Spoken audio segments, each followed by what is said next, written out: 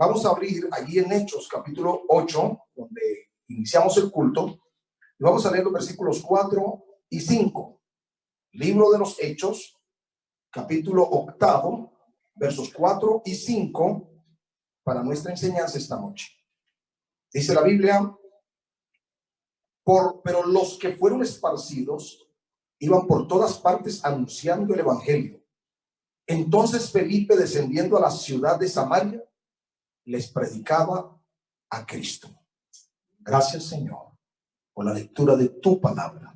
En este momento, Dios, nos unimos en oración para pedirte que nos hables, que nos enseñes, que tu palabra, Señor, corra y sea glorificada.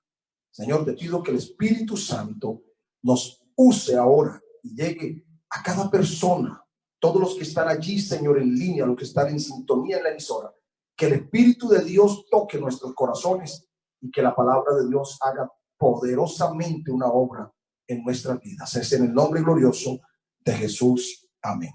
4 verdades que encontramos en Hechos capítulo 8. 4 verdades. Ustedes recordarán que cuando Jesús, después de resucitar, se fue a ir, el Señor reunió a sus discípulos en las afueras de Getsemaní, o de Jerusalén, perdón, y en el monte de los olivos, antes de partir, les dio instrucciones, ¿verdad?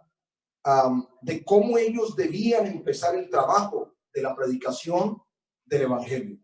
Les dijo: ustedes tienen que ser testigos, empezando en Jerusalén, luego en toda Judea, en Samaria y hasta lo último de la tierra. Y efectivamente en el capítulo 2 vemos cómo Pedro empieza predicando en Jerusalén ese día de Pentecostés. En el capítulo 3 encontramos a Pedro y Juan en el templo. En el capítulo 4 encontramos a Pedro y Juan en la cárcel. En el capítulo 5 encontramos a Pedro todavía en Jerusalén, a los demás apóstoles predicando, ganándose Pedro en el capítulo 5 una multitud de más de 5,000 personas. En el capítulo 6 la iglesia ha crecido, ya vemos que organizan a un grupo de ayudantes que se les conoció como los diáconos. Y en el capítulo 7 empieza la situación complicada. Esteban es el primer mártir de la iglesia, y con la muerte de Esteban se desató tremenda persecución para la iglesia de Jerusalén. Y entonces encontramos nosotros que para hasta el capítulo 8 el testimonio de los discípulos se había quedado solo en Jerusalén. No habían ido a Judea, a Samaria ni a otros lugares que el Señor ya les había dicho que debían ir después de haber recibido el bautismo del Espíritu Santo. Pero con la muerte de Esteban se desata una persecución contra el grupo de los testigos del Señor, que de una vez les tocó que empezar a dejar la ciudad y ser esparcidos por diversas partes de aquel tiempo conocido. Vamos a mirar al menos 4 verdades sobre esto que estamos diciendo en este capítulo. Lo primero que encontramos es que los cambios no necesariamente tienen que ser malos. Es verdad que los cambios traen crisis. Todo cambio trae crisis, porque muchas veces los cambios llegan súbitamente y no estamos preparados para ello. Si hacemos el análisis de haber permitido a la iglesia en Jerusalén permanecer en su estado cómodo, en su zona de confort, como se encontraban allí en la ciudad de Jerusalén, seguramente hubiera pasado mucho tiempo antes que ellos hubieran llevado el mensaje del evangelio a esas regiones que Jesús habló, porque él dijo Judea, Samaria, amén, y hasta lo último de la tierra. Era probable que hubiesen pasado muchos años para que ellos hubiesen podido llevar ese mensaje. Pero el viento de la persecución, ese viento de la persecución los esparció, y al esparcirlos a los cristianos, a los discípulos, también hizo que la buena semilla del reino de Dios brotara. No solamente se esparciera, sino que brotara, amén, en nuevas cosechas de almas para la gloria de Dios. Si uno hace el análisis de esa primera verdad, entonces, ¿cómo lo aplicáramos nosotros a nuestra realidad? Por ejemplo, hace 1 mes y medio en Colombia, súbitamente la vida nos cambió. Y hace más o menos 3 meses de una manera paulatina en todo el globo terráqueo, la vida cambió. Ha sido un cambio súbito, dramático, ¿verdad? Parece que si hubiese habido una ruptura entre la vida que llevábamos y la vida que llevamos ahora. Y estos cambios, aunque es verdad, escúcheme bien, que tenemos un confinamiento social, que ya no estamos encerrados en nuestros templos, en nuestros salones predicando, estos cambios también tienen sus cosas positivas. Por ejemplo, aunque haya sido traumático para muchos de nosotros como pastores y para ustedes como creyentes el no poderse reunir, de esto podemos sacar algo positivo. Tal como dice Jeremías, si entre sacar lo precioso de lo vil. Creo que entre lo vil de todo el problema que tenemos a nivel mundial hay algunas cosas preciosas. Y la primera de ellas, amén, es que ahora estamos llegando a más gente que cuando estábamos encerrados en nuestros salones. Ahora hemos llegado a muchas personas que de otra manera era imposible llegarles, porque a los que aman a Dios, todas las cosas les ayudan a bien. Imagínate, hemos venido gestionando, estamos por Facebook, estamos por Zoom, pronto Dios mediante se unirá la radio y también YouTube, estaremos también en la web de Getsemaní Estéreo por la aplicación de esta emisora. Es decir, que con la ayuda de Dios seguiremos llegando a más gente que aquellas que teníamos encerradas en las cuatro paredes. Primera verdad, no todos los cambios son necesariamente malos. A veces los cambios traen cosas positivas y nosotros en medio de todo el panorama podemos decir que hoy tenemos una cosa muy positiva, y es que Dios, aunque ha permitido de alguna manera que se cierren los salones, ha hecho una apertura a la predicación. En este mismo momento, Facebook está inundado de iglesias y de predicadores que están llevando el mensaje de la salvación. La segunda gran verdad que encontramos en este capítulo es que por próspera que sea una ciudad, necesita a Cristo. La gran necesidad de los pueblos y de las ciudades realmente es Cristo. El versículo dice: Felipe, descendiendo a la ciudad de Samaria, les predicaba a Cristo. Así que había gran gozo en aquella ciudad. Ningún campo de la obra podría verse más prometedor que la Samaria de aquel entonces, la Samaria de la que se registra aquí en este capítulo.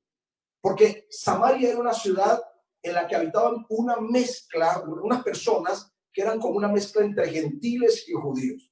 No eran completamente gentiles, pero tampoco eran completamente judíos. Y por tener esa mezcla étnica, era que los judíos los desconocían. Los judíos les llamaban incluso perros. ¿Se acuerdan ustedes en capítulo 4 de Juan cuando Jesús llegó a Samaria? Aquella mujer le dice: ¿cómo tú, siendo judío, me pides a mí de beber que soy samaritana? Es una cosa bien complicada. Pero en esa ciudad, en esa gran ciudad de Samaria, había un mago, Simón, un hombre que hacía artes mágicas, un brujo, un agente del diablo que captaba la atención de toda la población. El texto bíblico dice: a este oían atentamente todos, desde el más pequeño hasta el más grande. Y al parecer todos estaban seducidos por él. Estaban tan engañados por sus prodigios mentirosos que estaban atónitos, aterrados, y se sentían incapaces de hacer un análisis racional y objetivo de la realidad que estaban viviendo. Ahora yo pregunto, ¿será que están mejor las multitudes de nuestras ciudades y pueblos hoy? ¿Será que no están seducidos por el engaño de las posesiones materiales, por la excitación de la vida, por el amor a los placeres, por la seducción de Satanás y por el engaño de un corazón pecaminoso? Claro que la gente todavía no ha conocido completamente a Cristo, pero la Biblia aquí nos está narrando que aún en la condición en que se encontraba Samaria, con prosperidad y con todo, y hasta con un mago a bordo, ellos necesitaban algo más. Y el texto bíblico nos dice que Felipe, lleno del Espíritu Santo, les predicaba a Cristo. Hermanos, pastores, compañeros, todos nosotros, los hombres y mujeres del Espíritu Santo, no tenemos otro remedio que predicar el mensaje de Cristo a las almas cegadas por el pecado y lanzadas a la perdición. Necesitamos, hermano, poner en función el mensaje que hemos recibido. A mí me aterra que el texto bíblico dice que Felipe les predicaba a Cristo. No les predicaba la ciencia y la filosofía de su época. No les dio un sermón, una oratoria de historia y moralidad, ni tampoco les mostró las evidencias de los eruditos resultados de la ciencia de su época. No, no, no. Para Felipe todas estas cosas pasaron a un segundo plano. Lo que Felipe les enseñó, lo que Felipe les predicó, lo que Felipe les entregó fue a Cristo. Literalmente dice el texto, les predicaba a Cristo como el Redentor que llevó nuestros pecados.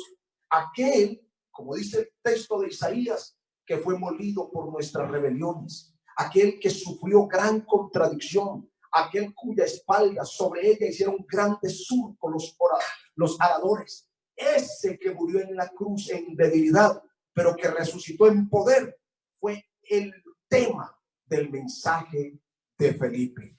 Por eso dice la Biblia que había gran gozo en la ciudad. Toda ciudad y pueblo, por próspero que sea o por pobre y atrasado que se encuentre, necesita algo más, y ese algo es Jesucristo. Alabado sea el nombre del Señor.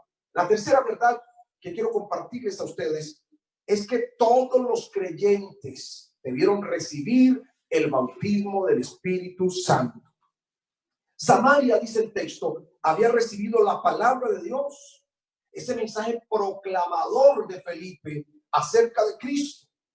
Es decir, habían recibido a Jesús como su Salvador, habían recibido a Jesús como su Señor, pero aún no habían vivido la experiencia de esa nueva dimensión de la vida espiritual, de la vida cristiana, que es recibir el bautismo del Espíritu Santo. El texto dice, no había descendido aún sobre ninguno de ellos, sino que solo habían sido bautizados en el nombre del Señor Jesús. Pero para los discípulos era tan importante que todos recibieran el bautismo del Espíritu Santo, que enviaron a Pedro y a Juan para que oraran por los samaritanos, para que ellos también recibieran el bautismo del Espíritu Santo. Era tan necesario el bautismo del Espíritu Santo como recibir también el bautismo en agua para el perdón de los pecados. Se requería en ese momento, para los discípulos era supremamente importante. Pero yo pregunto, ¿será que no es importante hoy? Todo el que ha sido salvo por la obra de Cristo necesita recibir el bautismo del Espíritu Santo. Es una experiencia extraordinaria. Es una nueva dimensión en la vida cristiana que nos permite ser diferentes. Porque con el bautismo en agua en el nombre de Jesús, ellos llegaron a ser discípulos, pero el bautismo del Espíritu Santo los hacía testigos efectivos de Cristo. Hoy tenemos centenares de creyentes, muy buenos creyentes, son discípulos, pero recuerde, el bautismo del Espíritu Santo nos hace testigos. Por eso, repito, el que ya es salvo, ese que recibió a Cristo en su vida, que ha sido bautizado en el nombre de Jesús y que vive la santidad, es santo, es salvo, pero necesita vivir en la dimensión del Espíritu, tener esa nueva experiencia para poder ser un testigo efectivo de la obra de Cristo. Y número 4, la cuarta verdad, que el poder de Dios no puede ser comprado con bienes materiales. No puede ser comprado con bienes intangibles. Simón, el maguito que había en Samaria, le dijo a Pedro y a Juan, denme a mí también ese poder. Había dentro de él una malicia, un interés, y era de seguir siendo famoso, aunque ya se había arrepentido también y ya se había bautizado. Porque es que si hay gente que se bautiza sin haber pasado por un proceso de arrepentimiento verdadero, las cosas no funcionan. Pedro le tiene que decir a Simón, veo que estás en amargura y en oscuridad. Hay hiel de amargura en tu corazón, porque piensas que el don de Dios se compra con bienes materiales. No, no, no, no. Este hombre ofreció comprar el don del Espíritu Santo para poder ufanarse de que era capaz de hacer cosas. Porque claro, el hombre se aterraba de ver que cuando Pedro y Juan imponían las manos, la gente, los hermanos recibían el bautismo del Espíritu Santo y hablaban en otras lenguas. Amén. Idiomas que ellos ni conocían, ni sabían, ni habían estudiado. Esa habilidad que solo el Espíritu Santo puede dar. Entonces el hombre se aterra con este don y decide ofrecer un dinero para él también empezar seguramente a ganar dinero haciendo que la gente hablara en otras lenguas. No sabía ni conocía a Cristo. El poder del Espíritu Santo no se puede comprar, no se puede recibir, no se puede dar como una recompensa al hombre por lo que pueda dar o por lo que pueda ofrecer. La Biblia dice que es un don de Dios, es un regalo de Dios. Y por cuanto sois hijos, Dios envió el Espíritu de su Hijo a vosotros, por el cual clamamos Abba, Padre.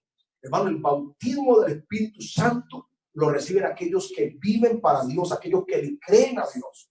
El bautismo del Espíritu Santo es necesario para ser testigos efectivos.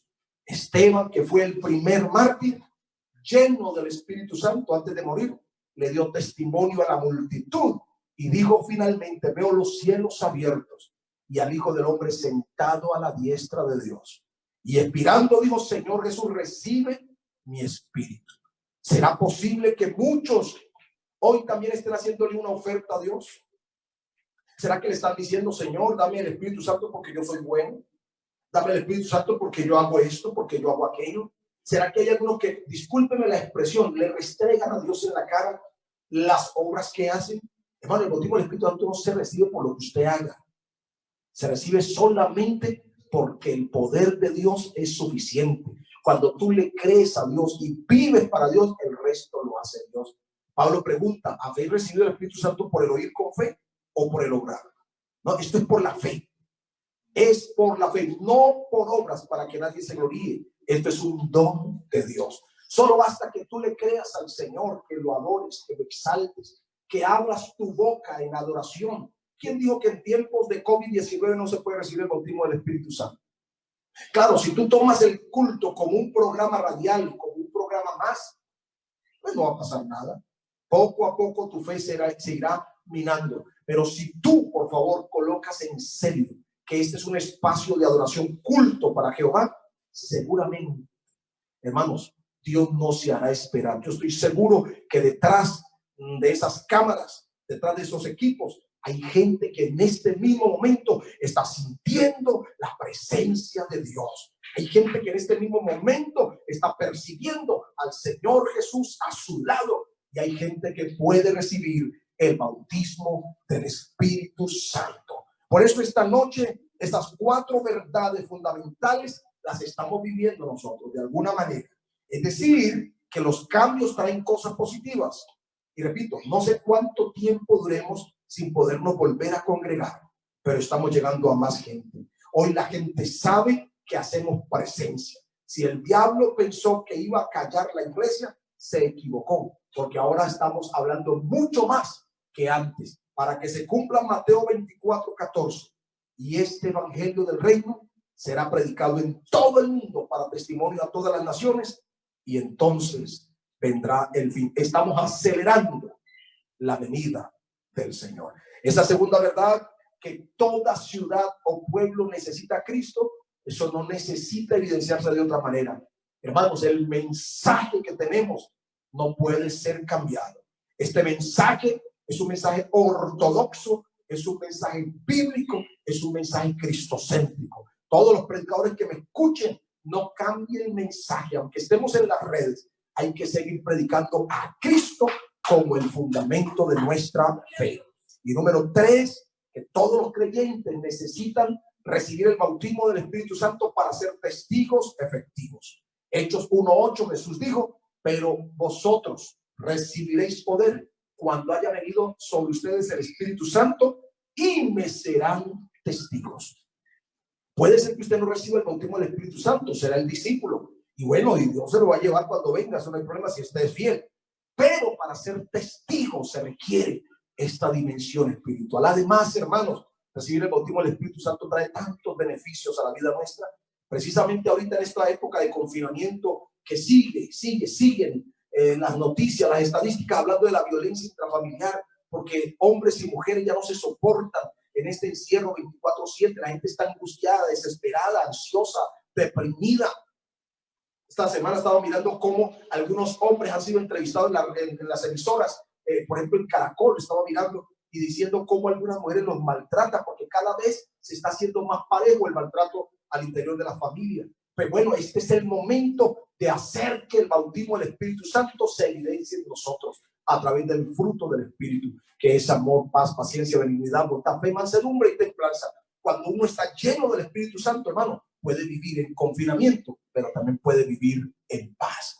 Finalmente, el poder de Dios no se compra. El poder de Dios no se gana. El poder de Dios es un regalo del Señor y se lo da a aquellos que le son fieles, a aquellos que le creen. No le haga reclamo a Dios. Dele gracias por el Espíritu Santo que ya fue dado y espere su momento. Va a llegar el momento en que usted adorando a Dios, orando, Dios va a abrir su boca y la va a llenar de otras lenguas. Hermanos de mi alma, para que pueda ser testigo efectivo en el tiempo que nos resta sobre esta tierra. Por favor, vamos a dar gracias a Dios y espero que el Espíritu Santo nos haya dado entendimiento para conocer esta palabra. Vamos a orar al Señor y vamos a dar gracias